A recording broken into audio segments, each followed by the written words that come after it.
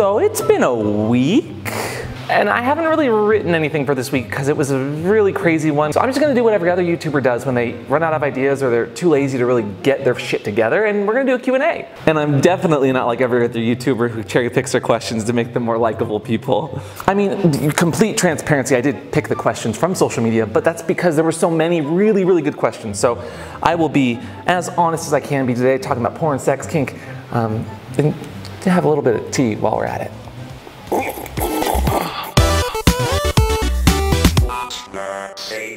Hello and welcome back to What's the Safe Word? I'm Amp, and today, that wasn't planned. Rather than not give you guys a video this week, I decided to do a Q&A and give back to you guys, your cues. I sound much more sexual than I meant. We'll have a nice educational video next week. It'll be on something a little more controversial, so I hope you're excited, elated, titillated. Ooh, that's gender specific. Penis-elated? Nope. It's time for another Q, and no, that's someone else's. So let's just dive right into it. Like an open hole at a sloppy party. What? And I started out on Twitter. If you are not following me on Twitter, here is the plug that, it's a tentacle. I wish I had named this, but I didn't. And Jace asks, how are you doing? Thank you.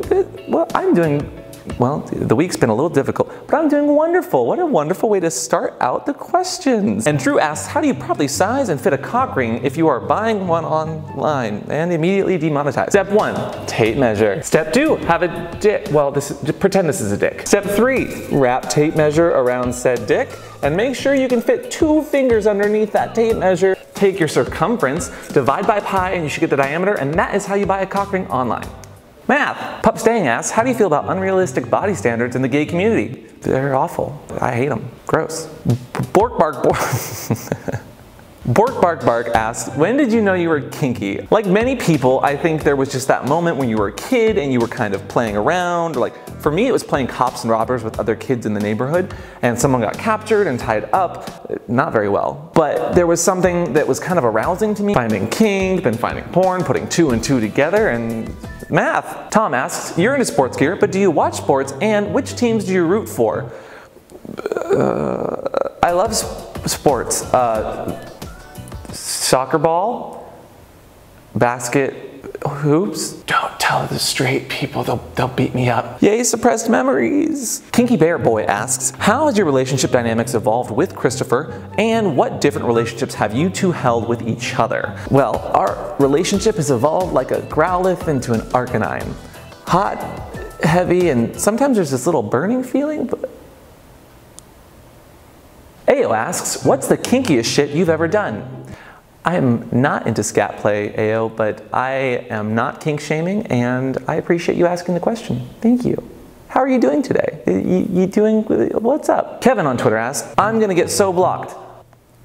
If you want? Don't Blend In asks, who's a porn star you'd like to have in your show? I mean, it's a toss-up, but I definitely would say the in front of my salad lady. She's, I mean, oh, iconic. Right in front of my salad? Oh, so I'm having a break. Go to the next social media. Now let's head over to YouTube, where this video has probably already been demonetized. Lightheart asks, what is your TV guilty pleasure? At the moment, I am watching season 3 of My Hero Academia. It's a lot of fun. It's got great characters and stories. It's funny, and might I say, a little quirky. Funny Male Rainbow asks, was Bolt fired? Okay, so I saw a lot of questions about this. Bolt, my co-host on here, my cohort, my best friend, has not been on here in a while, I know, but I want to be really, really, really clear about this, okay? And here's the real tea.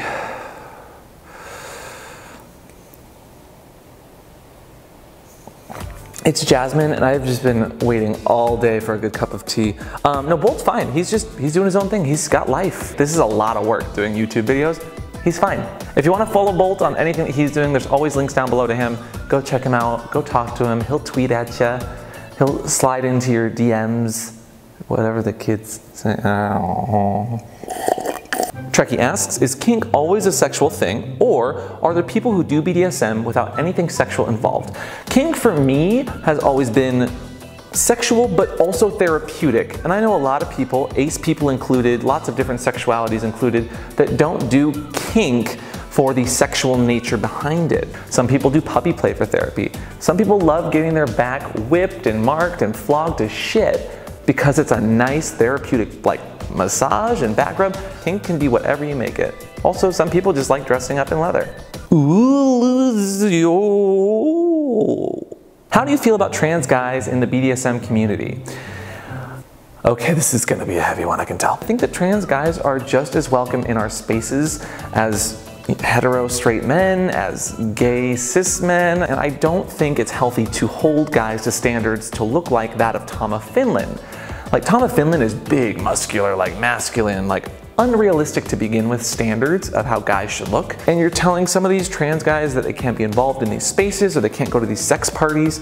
Even the male-only sex parties, trans guys don't have to penetrate anyone or be penetrated. There's lots of kinks out there that don't require pulling out a dick at all. Trans guys get all this flack and I'm not really sure why. Especially in a space where tons of gays or just kinksters in general who are usually outcasts are going to find like-minded people. Like they're trying to find their tribe, so why are you forcing people out of this community? These are good people that just want to make a community better. Microphone drop. Tony Green asks, when and why did you decide to make a YouTube channel? Actually, wait a sec. May 28th is actually our 3rd year on YouTube, so we've been on here almost 3 years. But why did we do it? Growing up, sure, there were tons of icons that were kind of like gay, friendly, but there was never really a gay, kinky person that was relatable and I could really look up to.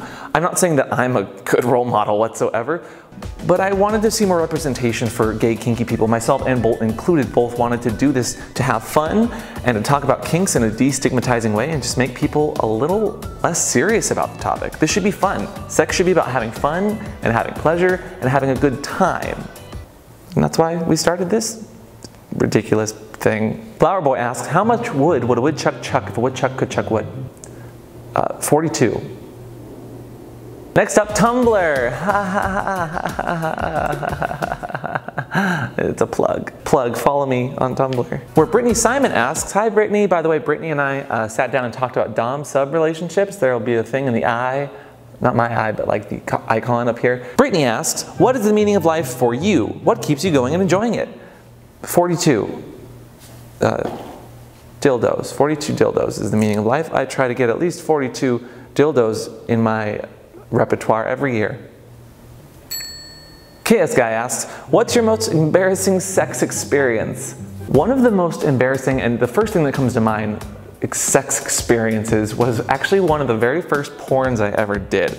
I was still very new to cleaning out, and anyone that's cleaned out and they're trying to clean out very thoroughly for a 6-hour shoot, because porn shoots are long days, has probably experienced over cleaning. And that's where you put too much water in your body and you think that it's all out, but actually it's still up in your cavity. There's still some water up here, which I didn't know until, 2 hours into the and we started having some water droplets coming out and it was really embarrassing. They weren't bad, but some water can be a little gross colored. So the director says, cut, it's fine, it happens all the time, go clean out just a little bit, we'll change the sheets, no problem. I am embarrassed beyond words because this is my first time working with a studio, these people are really nice, I've put a halt on the shoot, and I have to go into the bathroom for a good 20 minutes just to make sure all the water's out so we don't have any more mishaps. So I've got my tainticle up my taint, getting the rest of the water out, and I hear this blood-curdling scream. And it should be noted that the director was this big bearish guy, like, I think someone's died, I think a light's fallen on someone and they're like bleeding out everywhere. And I just peek out of the bathroom naked and the director's like, oh my God, oh my God, oh my God. Well, apparently, as they pulled the sheets up, a giant black widow was crawling around under the sheets right where we were fucking, about an inch away from my head, and it was mad. And the moral of the story is clean out or a black widow will find you and you will get pregnant and die. Next question. Breath Control Boy on Tumblr asks, what's your human name? So someone pointed this out to me on Google. Apparently if you type in PupAmp, one of the first auto-generated search results is real name. It's Amp. I don't go by any other name. I literally, on the payroll here at my place of work, it says Amp. It's not like I'm trying to hide anything. Or am I? To Instagram, where I post tasteful nudes. Gay Comic Geek asks, which Disney prince or princess do you relate to the most? I would definitely have to say Mulan, only because I really liked Mulan as a princess, and she never followed anyone's paths, and she was always just doing her own thing. She was great at drag, strong, independent, didn't need no man. But if she did need a man, she at least had standards. She had to be as swift as a coursing river, as strong as a great tycoon, and with all the strength of a raging fire. Maybe not that standard. Nightmare 3P asked, what 6 Pokemon would be on your team if they were real? Well, first you got Jinx, the most iconic narcoleptic drag queen. Second, you got Snorlax, the body queen. Gengar, because she's personally like me in a nutshell. Then you have Arcanine, my favorite puppy. Blastoise, because I'm constantly wet, and Machamp, because, I mean, those hands though. Side note, what do you call a Pokemon trainer in a leather harness? A Pokemon master. Puppet the Pupper asks, favorite drag queen? And if you can't pick one, then name your top 5. Okay. Jinx, Snorlax, Arcanine, Gengar, Machamp. JD Pello asks, how did you lose your virginity? Very slowly. The Happy Spoonie asks, do you know of any vegan puppy gear in the style of traditional leather hoods and masks? I do actually. Mr. S Leather makes a great neoprene hood, or just any neoprene designed material at all. It's a really nice synthetic, stretchy material, good with liquids, and they feel great too. Alfie Drac asks, where can I find your porn videos? On the internet.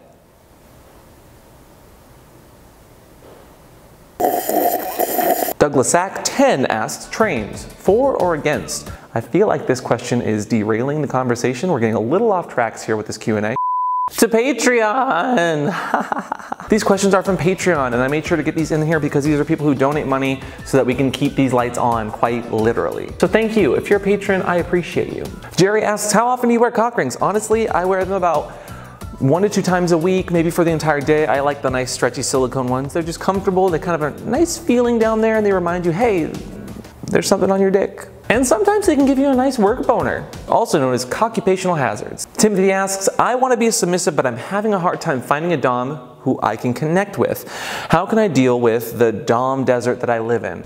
Well, I don't know where you live, Tim, but I would suggest going online, finding events around your area. Facebook groups are great to find people local and maybe in larger cities near you, and go to things like IML or MAL. That's where I met Christopher, and honestly, if I hadn't met him at that event, I would have been probably in the same boat as you. Adam asks, how do you deal with all the death threats in the comments section? Well, Adam, you know what they say, no hate, no masturbating, because they're usually lonely. You know what they say, opinions are like assholes. Everyone's got one. Some people know how to clean out, but some people are just full of shit. People say it, trust me. You know what they say, it's not safe to go alone. Here, take this. It's a tainticle. You could throw it at someone, it would probably be effective. In all honesty, Adam, I get where you're coming from. There's lots of hate comments on the gays out there. I don't know why people feel the need to judge, but it's honestly not worth your time. These people that are making these hateful comments are generally really lonely, they need outlets because they don't have anything else in their life, and they're just really, really sad. Life's too short to really worry about what people on the internet behind anonymous screen names are talking about you. The second that you give them the time of day is the second that they win when they're making that hateful comment. Spend less time worrying about hateful comments and more time just focusing on yourself. Loving people that really deserve your love and just caring and giving them your time. Or just disable the comments. Mute works great. And that's it for commenting on your comments and Q&A or whatever the hell this is going to be called. And this would not be a What's a Safe Word episode without a safe word to sign off with. So today's safe word comes straight from one of my favorite patrons, Christopher, and it is eccentric. Calling me eccentric, Christopher? Is there something wrong? You got a bone to pick with me? Or a tentacle? But seriously, let me know if you guys enjoy this kind of content. If you want to have more Q&As, I mean, you know where to find me on social media. You just need to, you're just gonna plug this real quick. What didn't I talk about today? What do you want to talk about next time? Did I answer all your questions? Do you want to do another Q&A? I'm just gonna assume you said yes. Leave those in the comments down below and let's continue this conversation. And I'll see you guys next time on What's a Safe Word. Bye! Me when someone says that I need to plug my social media more often. Word puns. Also, I don't know where these were originally. They were just kind of up here in the studio.